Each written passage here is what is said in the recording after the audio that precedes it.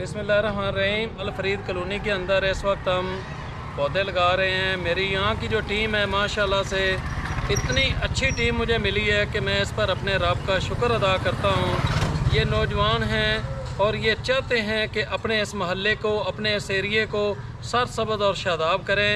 तो आज हमने यहाँ पर बड़े साइज़ के पौधों की शजरकारी की है, जो 15-18 फुट साइज़ वाले पौधे हैं, जवान पौधे हैं।